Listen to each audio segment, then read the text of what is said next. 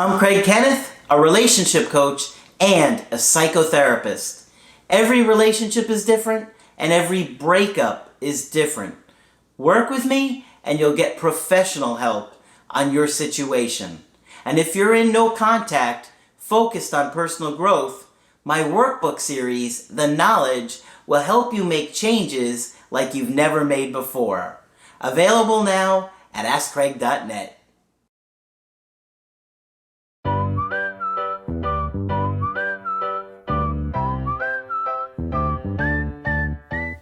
Hi there, I'm Coach Craig Kenneth. I'm Coach Margaret. And I'm Coach Victoria. And today we're going to be talking about the danger of diagnosing your ex. Right. You know, Margaret, there's a lot of information out online with the internet, and so Absolutely. a lot of people become keyboard gurus, Yeah. Right. and all of a sudden want to diagnose their partner and get really focused on trying to diagnose them. Right. And, you know, we have no problem with the amount of information that's available to you, and we have no problem with you looking at it, using it, and thinking about your partner in those terms. But even if you've gone to school for this stuff, diagnosis is tricky. And one of the first things you need to understand is that people can have more than one diagnosis. And I've heard people say, well, how can he be this if he's really that? Oh, because you can have as many diagnoses as you want and need.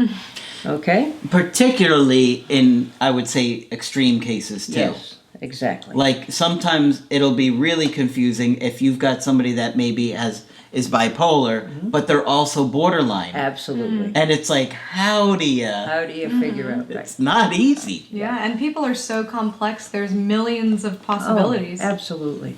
And like I say, even if you're trained, it's very difficult. So I'm going to talk a little bit about diagnosis and mental illnesses of various sorts. Okay. I'm going to start with the major mental illnesses. A major mental illness can make you break with reality, and that's called psychosis. Okay, if you say somebody's psychotic, it means that they have lost contact with reality in some aspect of their thinking or their understanding, okay? And the diagnoses that can make that happen, the most common, believe it or not, is major depression, which can bring on psychotic features. Yes, and it's very common. And way too many people, including therapists, if somebody starts to hear voices, assume they have schizophrenia. Okay? Actually, schizophrenia is pretty rare. All right? Major depression is not. And the danger of major depression is that it can lead eventually to people being suicidal. Okay? So just be aware of that depression gets a bad name. It doesn't mean people are being lazy. It's not a weakness. It's not that there's something wrong with you or you're doing it for just because you don't want to go to work or deal with the world. Major depression leaves you with no energy to do anything. And the most common phrase that you hear from people is, well, if you just got out and did something, you would feel much better. What the family doesn't understand is that the person doesn't have the energy. Okay? And if you have any serious depression, usually medication is necessary and helpful. Okay? And that's the thing with major mental illnesses. Usually, in order to recover from them, you need medication. So the first thing we'll talk about is the major depression. And then there is bipolar disorder, which unfortunately is very common. Bipolar disorder is a mood disorder. Okay? And you can be perfectly happy and having a good time 1 minute and be in the absolute depths of depression 10 minutes later. Okay? Which is extremely confusing to the person who has it and certainly to the people around them. Yeah. All right? The other thing that can happen if you have bipolar disorder is that people end up almost being afraid of you. Because most people with bipolar disorder all of a sudden go into rages that oftentimes they don't fully remember later. Okay? Yeah. And they can yell at you brilliantly. They can find your weakest spots and put that into their tirade. They're very good at it. And then afterwards they say, well, I didn't say all those things. Well, yes, you did. But sometimes, in reality, they don't remember it. Yeah. And bipolar disorder causes people to do many, many crazy things. Because if you're at the high end of bipolar disorder, you feel like you're on top of the world, everything's working in your favor, and nothing can go wrong. And I can tell you with some authority that that's what happens to many bipolar people who end up in prison. Okay? They robbed the bank that day, but they were in a manic state and didn't think they'd get caught. All right? I worked with one guy who had flown a plane under a bridge in Boston and didn't know why anybody was upset with him for doing that. All right? So people can do crazy things, destructive things. They don't really mean to. The trick with bipolar disorder is medication. It's the only treatment that works for bipolar disorder. And many people don't want to take the medication, which is understandable, because bipolar disorder, when you're on the way toward the up end of it, can make you feel wonderful. And if you take the medication, it brings you back to the middle where you don't feel quite as good. Yeah. All right? And as a partner, I think you'd also have to consider all of these things about helping your partner adhere to medication. Absolutely. Also, the unpredictability in a partner can be a challenge. Absolutely. There's nothing more difficult than living with someone who's bipolar. Ask me how I know. Yes. Craig, how do you know about bipolar? My stepdad was bipolar. Yes. And he would get very violent and punch holes in the wall, flip the furniture, disappear for days at a time, quit his job because the boss said something that hurt his feelings a little bit, even though he'd be making a great amount of money. All kinds of erratic, bizarre behavior. He'd be screaming about at the TV. I'm not even going to tell you some of the obscenities he said. I think I've told you. He'd be watching Godfather movies over and over and over again, like I think fantasizing about living out those. I mean, so really, playing out those fantasies. Huh? So Yeah, bipolar is a terribly difficult thing to live with if one of your loved ones has it. And you also have to think of how many different life events affect a person without bipolar disorder's mood. Thinking about weather changes, hormonal changes, changes in scheduling. Sure. So many of these seemingly small changes can make a major impact on somebody with bipolar disorder. Right. So as a partner of one, it's very important to think about those things Right. as well. And the other things bipolar people can do is they can get into spending money when in the manic state. And I've always felt like the Home Shopping Club is not in favor of eradicating bipolar because I can remember working in agencies and knowing that if somebody suddenly got into buying stuff on the Home Shopping Network, they were in the beginning of a manic episode. So it's not easy, and there are probably very few bipolar people in the world who aren't tempted to stop the medication. Because again, when you start to go up toward the upper end of bipolar, the disease tells you you don't need the medication. that's the big problem. That's the big problem. Is that they start taking the medication, they do well, it's helping them, and then they say, I don't need the I don't medication. need the medication. Exactly. I'm good, I'm I'm fixed. fine. Right. I'm absolutely And then fine. what happens, Margaret? Yeah, you have to, some patient therapist has to say, but you were doing well because you were taking the medication. And I don't blame anybody. It's not amusing to have to acknowledge that you have something so serious. Yeah. You need to depend on medication. So be as angry and annoyed about it as you need to be. Just take it. Yeah. Okay. And I can also see somebody coming out of a depressive state when they're unmotivated, unproductive, when they do start to get manic and more productive, it might be... Looks like they're great. Yeah, it might be very difficult to start taking medication that will not get them to that productivity level Right. as Again. they would need after a depressive episode. I remember having a family where the father had bipolar and so did the son. And the father made a sudden leap of what looked like progress. And I said to the son, is he better or is he working up to a manic episode? He said, he's working up to a manic episode, and he was absolutely right. Because on the way up, you look good. Yeah. The other problem is that often if someone goes to a psychiatrist and they're in a bipolar depression, it looks exactly the same as a regular major depression. And so you would prescribe medication for depression instead of a mood stabilizer. And if we do that, it sends the person, if we miss it and we think they're just depressed, it can send, an antidepressant can send them into a manic state. Okay? So it's a terrible mistake that we easily make, because I think in our zeal to be helpful, it seems that people who have regular depression are going to do better, and we don't want to wish bipolar on them. But there are certain questions you can ask that will help you understand if they've ever had a manic episode. Do you ever go on spending sprees? Do you ever feel like you're on top of the world and do crazy things you get in trouble for? So there are some general patterns you can ask for when you're trying to figure out if you have a major depression or a bipolar depression. But it's very difficult. So just know how complicated and tricky this is. And again, we remember within the last 50 or 60 years when we didn't have medication for bipolar disorder. We had it for schizophrenia, but we didn't have it for bipolar disorder. And the discovery of medication that would work was just a miracle that occurred to us human beings. I can remember working with people whose parents would be hospitalized periodically with bipolar disorder, which doesn't have to happen anymore if only you'll take the meds.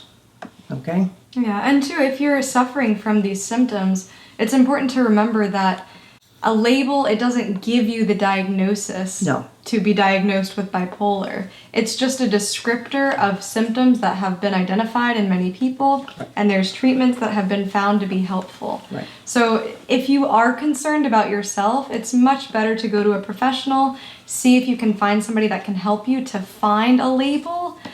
No matter how you feel about labels, it might point you to a treatment that can help. Yes, and that's a very good point. And you know, we as human beings do the best we can to describe some of the symptoms people have. And I'm going to talk about it again in a few minutes and talk about the Diagnostic and Statistical Manual of Mental Disorders, which we all read for pleasure, of course. Okay? Okay. So that's bipolar.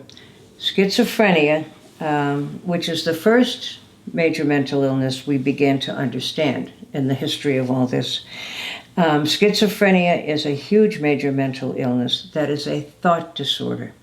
You can't get your thoughts together, and if you do, they don't make any sense. It's like scrambled eggs. It's like scrambled eggs. You had a great example, I don't know if it comes to mind right away, of a woman who made no sense. Yeah, I've only seen like a break like that one time in person. That it was just unbelievable. It was a client that I was working with, sister, and she had just gotten out of jail, and I was like, "How are you doing?" And she just starts talking to me like normal, and like mid-sentence she just starts saying all kinds of things like, and then Batman was there and he threw his shoe at me, and then I tried to bite his nipple, and just like it, and then he tried to fart on me. I'm not even, this is like the best I can come up with the order, that it was like all in a row, just nonsense. And it was just like, whoa, where did we go? And I just, oh, okay, well, it's good to see you, and I'm happy that you're home. I'm glad you're doing better. And stayed totally calm. And I don't know if you took your meds this morning. But when it happened, it was very surreal to see It is somebody. surreal. And people can look and sound perfectly normal until you realize the sentence made no sense. Yeah. Many, many schizophrenic people hear voices. And it's really odd to see someone who's hearing voices, because they kind of stop and finally you can see that they're listening to something inside. And sometimes voices can be really hostile and say you're a terrible person, you always have been. And again, medication will clear that up pretty quickly. Those were our first triumphs on medication. The other thing is that paranoia is often a part of schizophrenia.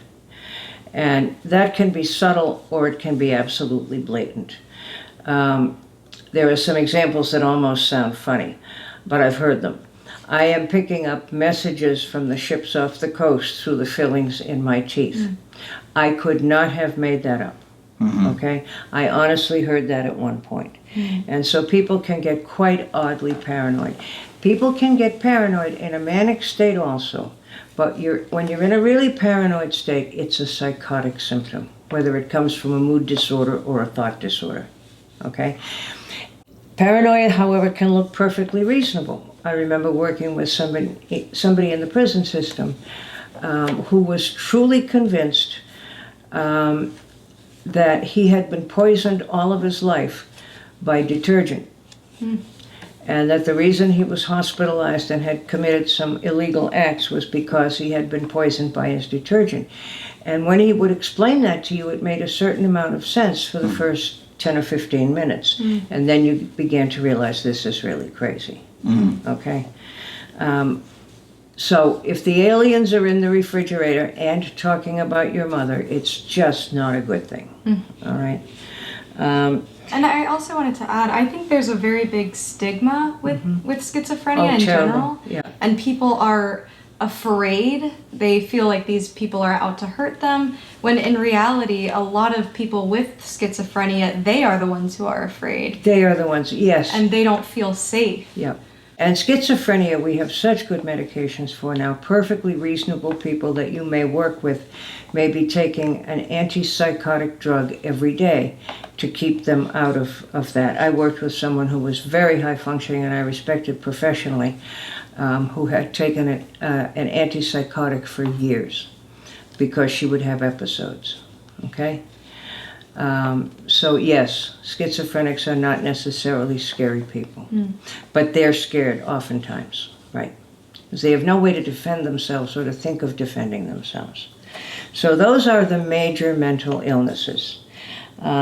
Also post-traumatic stress disorder, obsessive compulsive disorder. There are many other things that are different from personality disorders that aren't the same as the major mental illnesses I just described to you. All right? And there were three big ones: the depression, the bipolar, the schizophrenia, and there's one more called schizoaffective disorder. And that means that you have a mix of schizophrenia, thought disorder, and bipolar mood disorder. And I'll have people often tell me to this day, well, my mother was diagnosed with bipolar and schizophrenia. And that was before we understood that there is a condition that's a mix of the two, called schizoaffective disorder. And that is easily medicated these days also. Okay? I'm going to move on now to personality disorders, okay, which don't make you psychotic, but can cause you real problems in your life and make you very difficult to understand and deal with. Also, I'm going to make some mention of the history of mental health treatment. We are now on the fifth manual for diagnosis since I've been in the business. Okay, so we change the way we describe mental illness periodically. And usually it's an improvement as we learn more and more over the years. The first of the personality disorders that we began to talk about was in the 1950s, the late 1950s and the early 1960s. And a lot of it happened in private hospitals in Boston, where I'm from. People began to see that people would be hospitalized, sometimes for being suicidal, sometimes for cutting themselves, sometimes for hearing voices. And yet they didn't appear to have full-blown schizophrenia. And they might have a brief episode and then go back to being anything but psychotic. So that condition was named borderline because you lived sort of on the borderline between psychotic and not psychotic. Okay? And that term is still with us, and most people are somewhat familiar with the term now. Borderline, which often means that you're very erratic, your moods can change quickly, your view of the world can change quickly, but your biggest issue in the whole world is being abandoned. You desperately want relationships, and you're desperately afraid of being abandoned. So you can do really crazy things. I remember a woman telling me not long ago that she went off with a guy she knew was absolutely dangerous and had even threatened her because she couldn't manage the thought of his abandoning her. Okay? Borderlines are the most talked about of the personality disorders. There are the most hospitals in the world that advertise treating borderline personality disorder because they annoy and make other people crazy. Okay?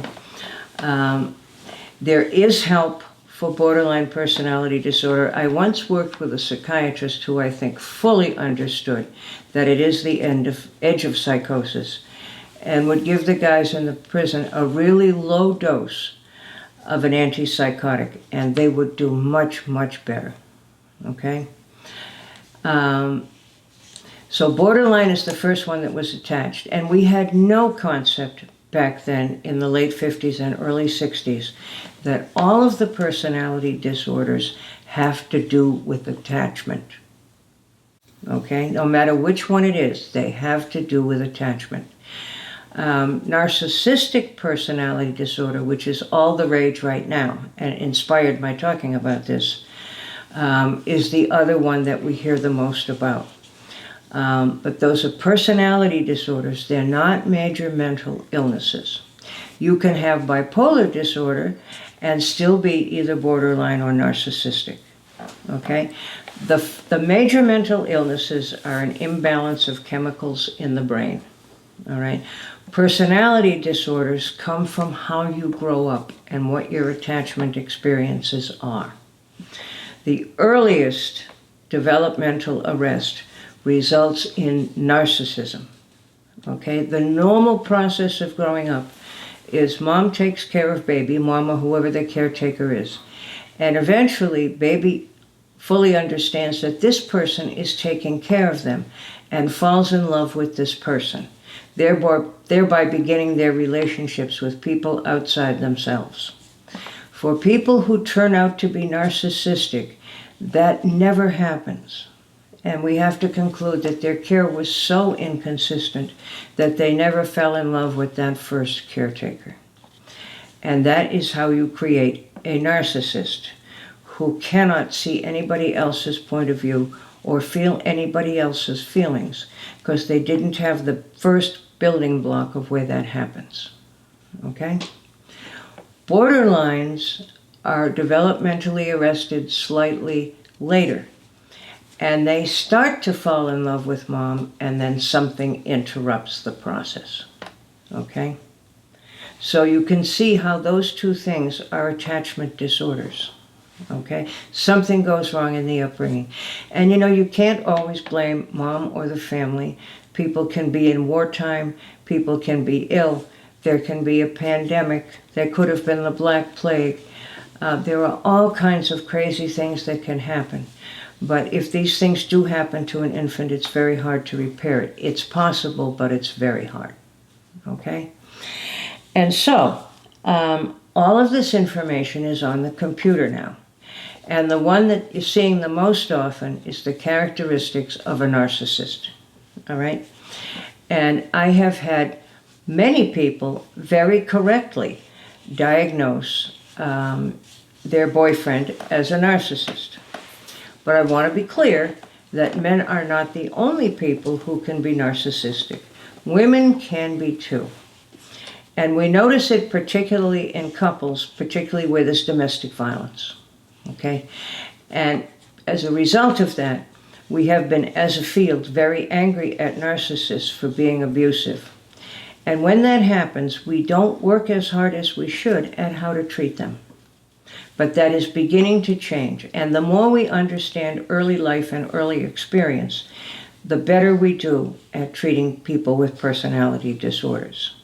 And in the beginning, when we were first beginning to understand, nobody knew that this was connected with early experience. And I remember great confusion and some really ugly articles that were written in the beginning about women borderlines and how cruel they were and how crazy they were and what's wrong with them anyway. Now we understand, but in the beginning we didn't at all. And some people wanted to toss out the diagnosis because it was so pejorative to women. But now again, we better understand that there are borderline men and there are narcissistic women. Okay? And there's nothing wrong with you looking up all these things on the computer. But the part that most people miss is that you don't have to have only one diagnosis. I can be as bipolar as I want and narcissistic as well. Okay? So it's not just one diagnosis. And I'll have people say to me, well, but she was diagnosed borderline. How can she be bipolar too? Easy. Okay? You're not limited to one diagnosis. All right? And that's what makes diagnosis difficult, even if you're trained. But again, don't feel that you shouldn't look at the information. You can. But if you can't make sense out of it, please consult a professional. I also wanted to add that certain cultures, I'll say specifically black and brown people, I would say in America, are often misdiagnosed due to how the race is perceived. So I wanted to add that cultural component too, as far as diagnosis, to be aware of. Now, I don't know if I shared this case with you, but there was a very good example of it in some of the reading I did for my most recent license. And it was a story of an not in a good mood black woman who came into a clinic, and she needed a sign-off from somebody in the mental health clinic to get public housing. And she came in and she was not in a good mood, and she didn't want to share a lot of information. And she started to talk to a very young, probably not terribly experienced therapist who just thought she was angry and resistant. And the woman got angrier and angrier, and you could see it occurred to the woman that you don't like me because I'm black. And it escalated to a point where it never should have. And she ended up being diagnosed as schizophrenic. Wow. Which of course was absolutely a disaster. And I think that's a good example of how things can play out. Okay. Now, had that interview been handled differently, it could have turned out totally differently. Where are you planning to move, and who told you have to get a sign off, and what does the letter need to say, and all that sort of thing. But as it turned out, she was then forwarded on to a therapist, of course, with the wrong diagnosis. Yeah.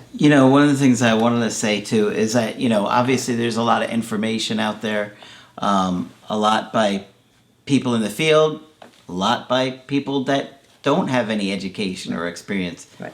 Anybody could just start a YouTube channel and start talking about mental health when they really have no education or experience behind it, and that's kind of dangerous. It's similar. It just kind of reminds me of like when you're sick. Yeah. And what do? You go on and you look at the symptoms. You call up the Mayo Clinic on your You're three computer. symptoms in and you're like, great, I have cancer and I've got 2 weeks to live. And tuberculosis too.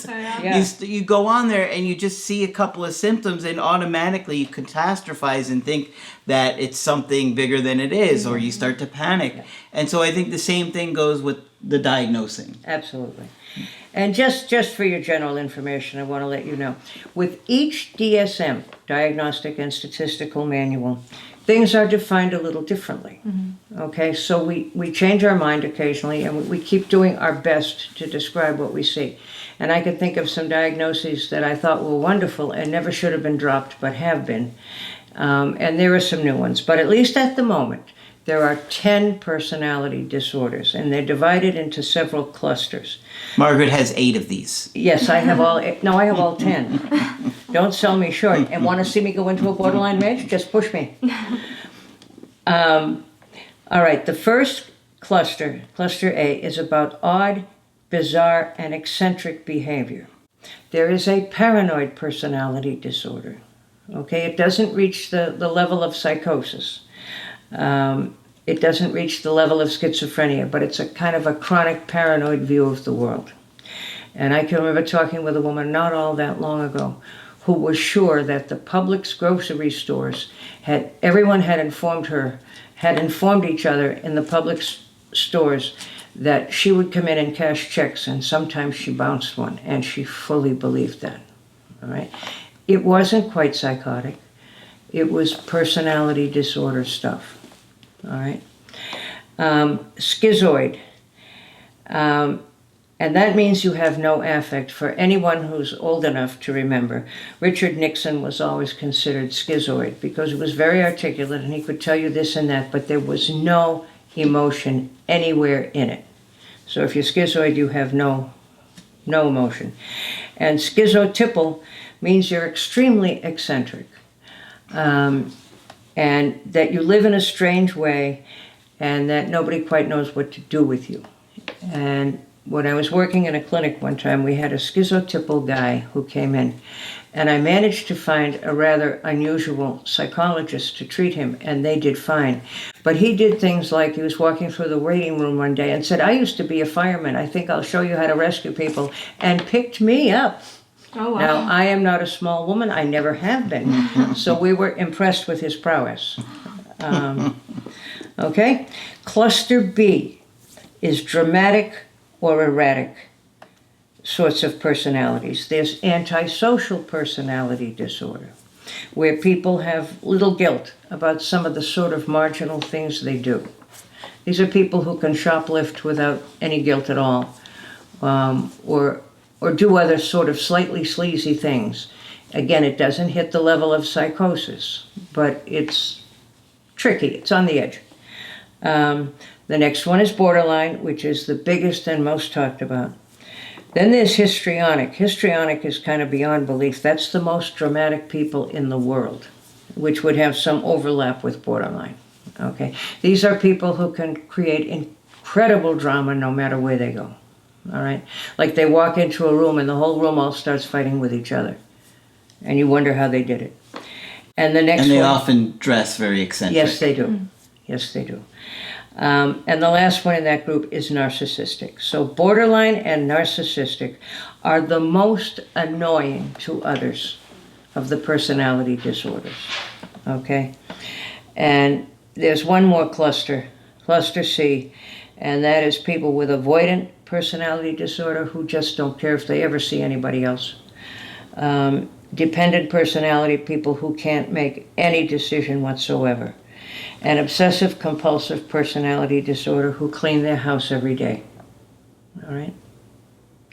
So I just wanted to make that clear. So if you're narcissistic, you can be several other things at the same time. And it's very, very common with personality disorders that people have a trauma history. Okay, very, very common. And we did not know that in the old days. And now we know that if you're diagnosed as either borderline or narcissistic, you probably have attachment injuries and all sorts of abandonment failures in your background. Yeah. Okay, and it's not your fault. No one ever chose to have a personality disorder. I have often thought about which one I'd prefer to have. And since it's all about me, I've decided I'd prefer narcissistic. There you go, And you Margaret. better agree with me. Of course I do. Of course you do, okay. All right, I don't think I have much more to say about this, but again, all the information out there is available to you, and feel free to use it, Yeah. okay? All right. Very in-depth. Hopefully it was helpful to you and gives you some stuff to think about. Be careful about being quick to diagnose anybody, Yeah. right? Right. Particularly when you're hurt and vulnerable and going through a breakup. Right. Yeah, and if you wonder how someone's feeling, simply ask them, you know? Or you can ask them what feedback they get from other people. And that's another one of the problems. If you have a personality disorder, sometimes it's difficult for you to understand why other people walk away from you. Okay? So you can ask people, do you find that sometimes you don't feel like people like you? Or, you can ask all sorts of less threatening questions that says, so, which personality disorder are you? I know you're one because you're obnoxious. In the literature, there was a period when some really stuff I found terribly annoying was coming up. And we were all kind of angry as a field at personality disordered people because they looked like they had a major mental illness, but the medication didn't work for them. And we almost blamed them and said, what's wrong with you? And we also were angry at them because they never seemed to quite understand and accept feedback as easily as we thought we should. And I remember being told in social work school, and this would have been early 80s, okay, that if you really find that you don't like a client, chances are they have a personality disorder. Now, what kind of a message is that? Okay? If I don't like you, chances are there's something wrong with you. Well, there could also be something wrong with me, or both of us. That's another possibility. But to this day, there are therapists who will say they don't want to work with people who have a personality disorder because it's so difficult. We need to do better than that. Okay? So I Yeah. just wanted to sort of toss that in. There are some people who will not embrace a personality disordered client. But I think you make a good point about seeing a person as a person Yes. and not just their diagnosis. Right. People are extremely complex and there's many dimensions to a person. So Yeah. And the theory is always that personality disordered people are unlikable, and that's absolutely not true unless I have really weird taste, which is another possibility. Well, As I you're- look at the two people I work with. You're here, aren't you? All right, so hopefully you found this one helpful. Give Margaret a thumbs up for her research on this one. Obviously, she did a lot. And of course, if you want to get our help personally, you can get it on my website, askcraig.net. Sign up for the coaching option that works best for you. I do email coaching and I do Skype. Of course, Margaret does Skype coaching. If you feel that I can be helpful, please sign up. And Coach Victoria will continue to be here, I'll be here. training, and Yep. eventually you'll be able to do a call with her as well. But that's it for this video. I'm Coach Craig Kenneth, I'm Coach Margaret. And I'm Coach Victoria. and we will talk with you soon. To get my help personally, go to askcraig.net and click on Schedule Coaching and choose the option that works best for you. I do email coaching or Skype. To schedule a coaching with Margaret, click on Margaret on the top of the page and order a Skype with her. For the Knowledge Creative Healing course, click on the link at the top of the page and click Get Started Now.